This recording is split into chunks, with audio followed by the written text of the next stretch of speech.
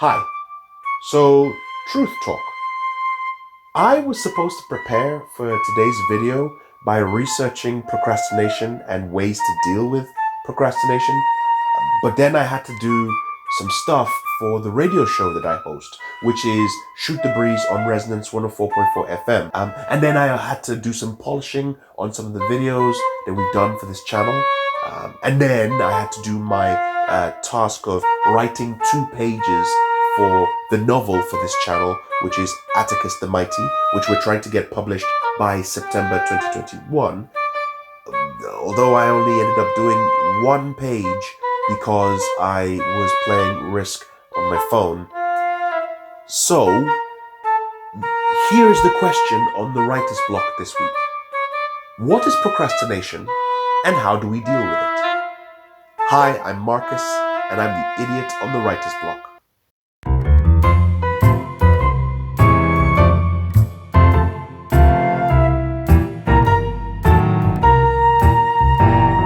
So this is just the placeholder for the part where I'll put in the audio about experts, yada yada yada, all that stuff. But I'll do it today.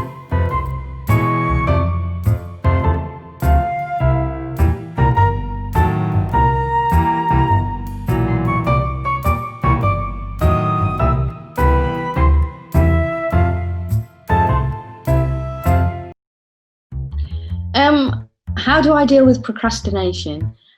I basically think that only people with too much time procrastinate. It's a little bit like that Julia Donaldson book, A Squash and a Squeeze, you know, where they don't think they've got enough space, but then they bring in another animal and they bring in another, and then by the time they've let them all go, they realise how much space they've got. And I think the same can be said for time. If you just procrastinate and of just letting the time tick by, you've obviously got loads of time to let go of. But if, for example, you've only got 1 hour a day and you really cannot get to your laptop, apart from that 1 hour, you will damn well make sure that hour counts. So I would say, in terms of advice, maybe half the time rather than beef up the time, and just see what you can achieve in half the time. So I think with we'll talk about writing, because I feel like a lot of the people that are listening to this episode are more care about writing than producing YouTube content.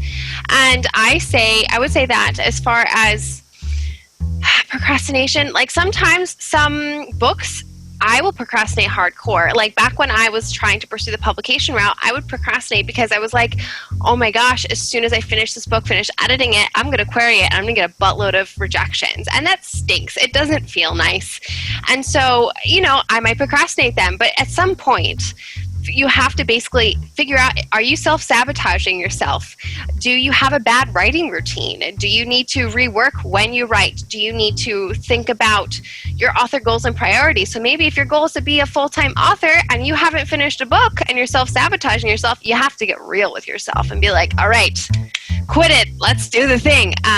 So I think at some point you just kind of have to be like, I am just going to go ahead and, just do it, because of XYZ goals, XYZ dreams. And so for me, for procrastination, it's just butt in chair, 5 a.m., set that alarm, let's go, get that cup of tea, sit down.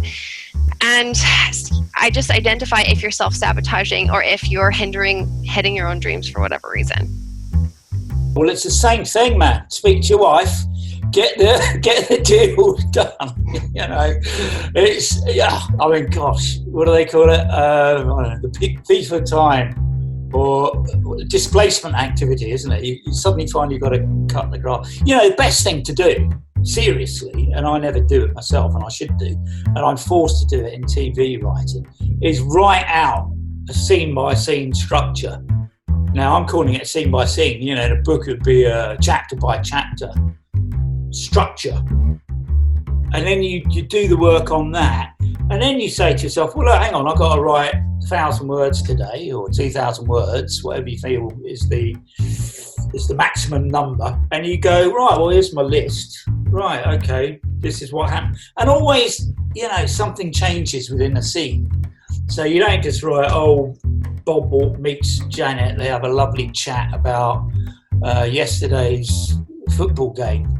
you know, and then the next scene after, Bob's in the pub. You put, well, hang on, what was important about Bob talking to Janet about the football game, and what changed in that in terms of the story? So whenever you have a scene, something has to change in terms of the story, whatever the story is. Otherwise, it's just, you know, treading water.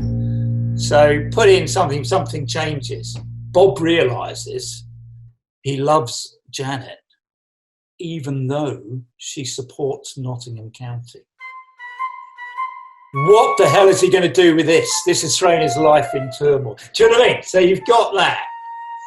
And then, you know, and then the next, always, and here's another tip. A friend of mine, Paul Mendelsohn, I think, told me this one, the script writer, and he's put, I think it was him, anyway, I'll credit him. Always stop a scene. If you're writing a script, stop a scene halfway. So if you're finishing for the day, stop a scene halfway. Or if it's like in your book, stop a chapter or whatever the chunk of words you're going to do halfway. So that when you come back the next day, you're not staring at a blank piece of paper. You're not staring at something. You've got a structure. You think, oh yeah, all I need to do is put this on it and that on it, and that's a box, metaphorically speaking. And then, you know, off you go. So that helps procrastination. I just power through. I don't know if that's the answer you're thinking I was going to say, but yeah, I just power through it. You know, I try not to. Everybody procrastinates. Even the most hardworking people procrastinate. I mean, to me, I've always just tried to go with the flow. Like if something feels right, then I do it. So like, for example, if I'm writing a book and the next day I'm not really feeling it, and I'm moved, I feel like maybe I need to do something else in my business, like marketing or, you know, some sort of project on my website or something like that. And if that feels right, then I do it, you know, and I know that I'll come back to the book. You know, if you take years to come back to your book, that's a problem. But for me, it's usually a matter of days, you know, so I try not to beat myself up too much about that. I know some people can be really, well, if you got to stay focused and you've got to write the book. Everybody has different circumstances. And some people, that's just the way their minds are wired. You know, I mean, some people just can't sit down and write a book every single day. Some people do better with writing in bursts. I was just talking to someone the other day. She's like, I prefer to write books, you know, maybe there's 1 or 2 days a month where I'll sit down and just blast out a bunch of fiction. I don't think there's any right or wrong way, personally. I used to have on my Twitter, you know, when you describe yourself, I used to call myself a literary procrastinator. And everyone thought that was really weird because they're like, you don't look like you procrastinate. But I actually do all the time. And the reason it doesn't look like I procrastinate is because I push through it in the same way as rejection. So I never want to get up and sit in front of the computer and write. It's the last thing I want to do. Most of the time, I just want to stay in bed and watch TV and stuff, and you know, and I procrastinate in that way. But I've got used to the habit of like forcing myself up and forcing myself to sit down, even if I'm really tired. I don't feel like it, you know, and just like writing through it in a sense. I'm more or less forcing myself to do it. And the first 15 minutes or so is always kind of forcing myself to do it. And then after 15 minutes, I kind of get into it. I'm like, oh, actually, I'm enjoying this. And then you know, it's okay. And I'm not thinking about it. And I'll zone out for a while just doing it. And then after that zone out, I'll come back and I will have written some stuff. But yeah, it's very difficult sometimes to get into that first mood. And I just like, it is literally demanding my body and my mind that I'm going to do it. That's all. Convincing myself you have to, you know. And that's whether you know, I have a deadline for something really important or whether I'm just doing it for myself. You know, I try and treat the two things the same way. You know, and you know, the writer is the one who stays in the room. You know, that's what I was told as well, and that's true. You sit down in front of that computer and you make sure you do it, and you don't take no for an answer from yourself. So NaNoWriMo is an online writing exercise, and traditionally it's advertised as November, and it's uppercase N-A, uppercase N-O, NaNoWriMo. And basically for the month of November, you have to hit a 1,600 word target each day. And the idea is that in the space of a month, you will have written a full-length novel. So what I find is I started to do that last November on the book that I'm writing now, on my second novel. And I was on day, I think it was 8 of it, and I was really going for it, as I had really limited time and I'd have to log on really early in the morning, and I was there at 6 o'clock just writing as fast as I can. And it's really good for stream of conscience things, and you'll probably get quite a lot out of it in terms of interiority, because if you're writing from someone's point of view, you can just let their mind wander, because you're just looking at the word count going up, thinking, oh, they think this now as well. But structurally, you go through way off, you have to rein yourself back in again. But I think that is a really good way, a really good exercise to train your brain in terms of getting the words down each day in a finite amount of time.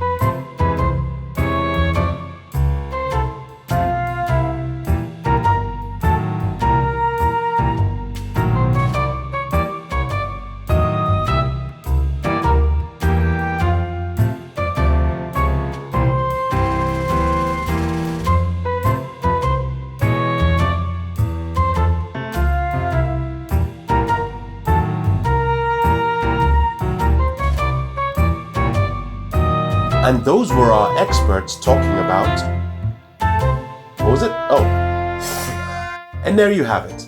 Our experts giving us some fine tips on how to deal with procrastination. I will put links in the description to their work. But what did you think about their recommendations? Do you agree or disagree with them? Do you have your own ideas on how to deal with procrastination? Or do you feel that procrastination is something that really burdens you when you're trying to do your work? For all of that, please put that information in the comments to this video. I would love to read them. And don't forget to hit the like button and subscribe to this channel to get great tips on how to write and publish your first fiction novel. I'm Marcus, and I'll see you next time.